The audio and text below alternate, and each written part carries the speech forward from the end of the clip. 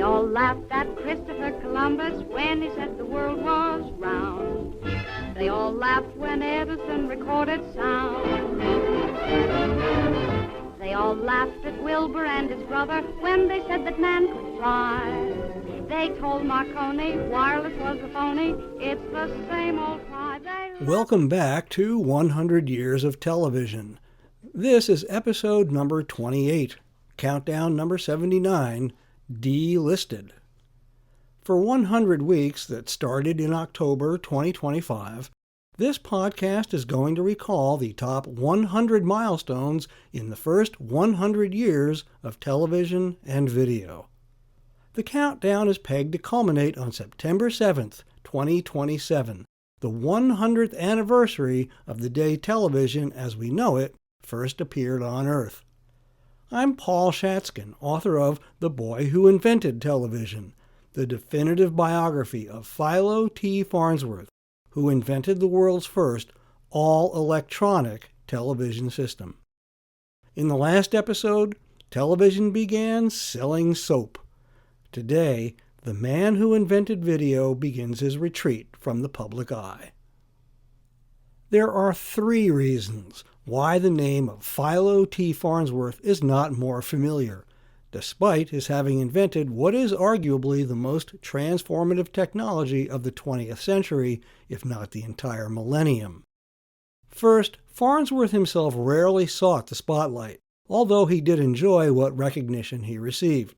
For example, a glowing profile in the October 1936 edition of Collier's Weekly described him as an emerging force in the burgeoning television industry, which was destined to find its way into many American homes by Christmas 1937. This prediction reflected a common sentiment in the mid-30s that commercial television was just around the corner, a corner that turned out to be World War II. And in 1939, biographer Durward Howard named 33-year-old Farnsworth one of America's top 10 young men, alongside such household names as Lou Gehrig and Spencer Tracy. The second reason Farnsworth is not more familiar is that there were numerous pretenders to the crown. Chief among those were RCA, David Sarnoff, and Vladimir Zworykin. Sarnoff wanted the world to remember only him as the father of television, and Zworykin was more than willing to go along. In litigation with Farnsworth in the 1930s, RCA tried to use Zworykin's 1923 patent application to pry Farnsworth from his patents. The litigation failed on all the counts that mattered, but RCA still managed to get that 1923 date into the historical record. Across the Atlantic, the Brits still insist that John Logie Baird invented television, despite his reliance on a mechanical system that Farnsworth rendered obsolete in 1927. Baird was even compelled to license Farnsworth's patents in 1934 in order to stay in the business, though he still lost out when the BBC began regular television service in 1936 with equipment from EMI, a transatlantic partner of RCA. These and other competing claims have fueled the perception that television was just too complex to have been invented by any single individual. And while it is undeniable that television is a complex technology, there was one pivotal invention that made it all possible, and one inventor who showed the rest of the world how it would ultimately be done. But the third and most compelling reason Farnsworth's name is not more familiar is that he was not survived by a company that could preserve his legacy. Think, for example, of Walt Disney, who died in 1966 but left behind a corporate legacy that has lasted for generations. You might reasonably expect the same for the man who invented something as world-changing as television. Philo Farnsworth never wanted anything more than to just be an inventor. His idols were Edison, Bell, Marconi, and the other pivotal figures of 19th century science and invention. But by the time Farnsworth was able to set up a proper laboratory in 1926, the companies formed by those predecessors dominated a landscape that was already carved up among a handful of large companies like RCA, AT&T, General Electric, and Westinghouse.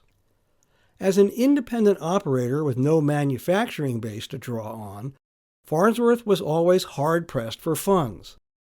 There is no question that television was a capital-intensive invention, but the fact that his patents were tied up in litigation stalled the prospect of collecting royalties on those patents. Consequently, he frequently fought with his own investors over the funding of his operations. Farnsworth was embattled on three fronts. His natural habitat was his laboratory, where he and his small but dedicated lab gang built daily improvements into the humming electronic gizmos on their workbenches. Their camaraderie also gave Farnsworth occasional opportunities to explore new frontiers. He was much less comfortable in the depositions and legal proceedings required to defend his patents.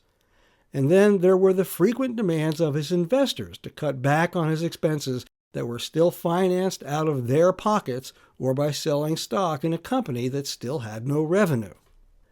It all came to a head in 1936, right after the patents that Farnsworth had filed for radar were abandoned, when Farnsworth's principal investor, a man named Jess McCarger, stormed into the laboratory and fired the entire staff. Farnsworth managed to persuade some to return, but he and his trailblazing operations never fully recovered.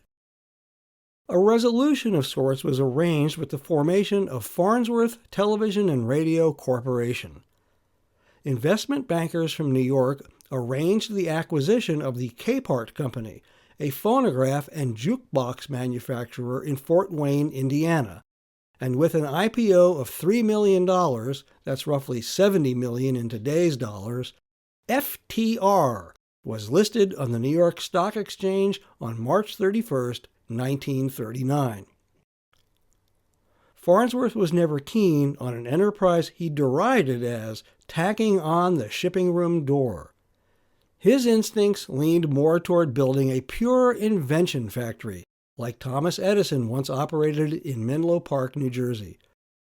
But absent the revenue from patent royalties, manufacturing, first radios and phonographs, and televisions when the market finally opened, offered the soundest course for building a lasting enterprise.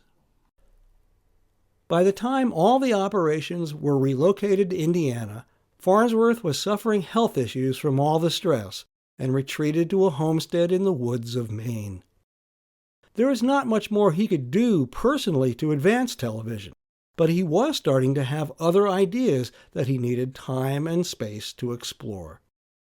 In addition to building a fully equipped private laboratory on his main property, he dammed up a stream and spent the war years fishing for trout, and for the mysteries of the universe his inventions had revealed to him. Though his thoughts were focused elsewhere, Farnsworth didn't ignore the war altogether. He and his brothers started a wood mill and selectively logged their property for pine to make boxes for bullets that were shipped to the front. In 1941, Farnsworth was invited to join a secret project in Los Alamos, New Mexico.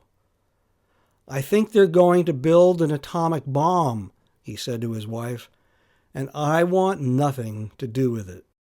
That might have made him the most renowned scientist of the day who did not participate in the Manhattan Project. In Fort Wayne, Indiana, the company that now bore his name produced military communications and radar equipment worth more than $100 million over the course of the war. But the company took on too much debt to acquire more capacity. When the war ended and the economy returned to a peacetime footing, FTR was slow to retool its operations or shore up its balance sheet.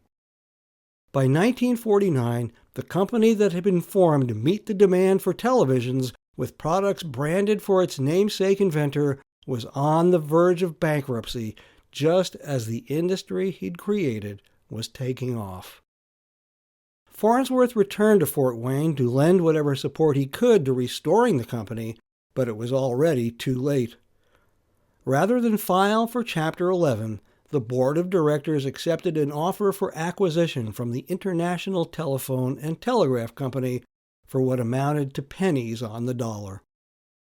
On February 7, 1949, the ticker symbol FTR quietly vanished from the New York Stock Exchange, and Philo Farnsworth spent the remainder of his career as an employee of ITT. This brings us to the end of number 79 in the countdown of the top 100 milestones in the first 100 years of television. Stay tuned for the next episode when another pioneering woman, Tilly Edelstein, changes her name to Gertrude Berg and brings the situation comedy to television. Thanks for listening to 100 Years of Television, a 2-year countdown to the centennial of television on September 7th, 2027. For more, aim a gizmo to 100yearstv.com. This podcast was written, recorded, edited, engineered, and uploaded by me, Paul Shatskin, and is a production of Farnovision.com. If television was invented by somebody named Farnsworth, why don't we call it Farnovision? They all said we never would be happy. They laughed at us and how. But ho, ho, ho, who's got the last laugh?